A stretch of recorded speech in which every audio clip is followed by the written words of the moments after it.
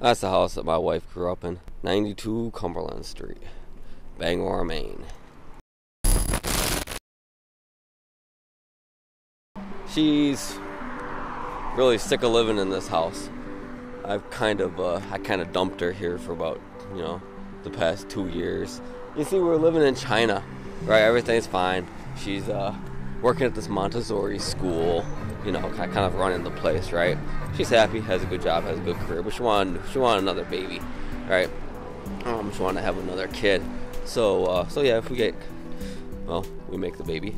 And she wanted to have it in the USA, back at her mom's house. She kind of has these kids, on her mom's living room floor, right? Home birth, a midwife, all that. So cool, we can do that. So she quit her job, came back to the USA, came back to Maine, had the baby on her mom's floor. And then we asked the question, now what, right? Now we have 2 kids. Now that's one's really little.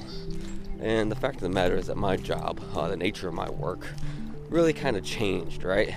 No longer was I, just kind of a lifestyle travel blogger, traveling the world and writing about, the lifestyle of traveling, right? Which having my family with me was, an essential part of the story. Hannah from VagabondJourney.com. We're on Triple Lake Beach and we're naked like everybody else. I kind of evolved to being a journalist, an author who traveled doing research for stories and articles. It was the type of travel that my family really couldn't join me on, right? It was too high pace. It was too, chaotic. It was too not interesting for them. I'll put it that way. So last summer we tried to have them with me for a little while. We went out to Eastern Europe, and I had to do this project where I went down to the border of Poland and Belarus, right? I was doing my project, and my wife and kids would get there, arrive at the hotel, and there's nothing to do here. Yeah, you're right. There's nothing to eat. Yeah, you're right. There is nothing to eat. It's completely boring, completely uninteresting, except for the fact that this is where I was doing my story, which I found was very interesting. Whatever. So anyway, we realized that model was not really going to work in long term, so they came back to Maine, back to the mom's house, and they've really kind of been stuck here ever since, right? I travel I do my projects, go to Central Asia, South Asia, Southeast Asia, Europe, wherever. I'm coming in now, and now I'm doing this, I'm doing my work, and they're kind of just staying behind, just kind of living this kind of townie life in Bangor, Maine.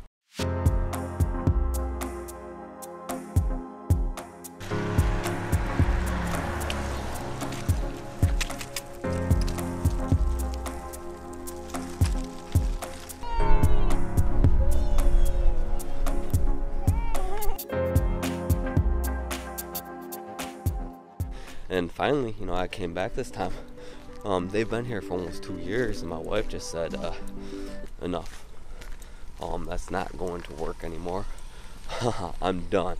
Right? It's the town she grew up in, right? I mean, many of us probably feel the same about the towns that we grew up in, right? So enough is enough. I'm ready to move. I will go anywhere.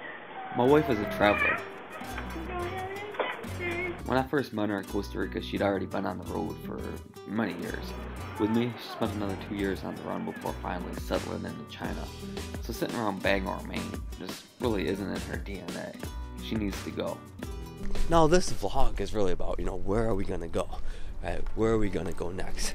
She said anywhere they go. And what I need for my work, I need a nice solid place. Safe, secure, easy for my wife and kids to live in, because I need to be able to go at any given time, right? I oftentimes don't know, where I'm going to be, what continent I'm going to be on next week. Basically, I wake up in the morning, I check my email, and I'm like, oh, well, I need to, go to China, or I need to go to India, or I need to go to, anywhere, right? I don't really know, because, these opportunities and these chances and these storylines just kind of come up so unexpectedly. I really can't be relied on for anything, really. So when we look at, like where we go, that's the first criteria. And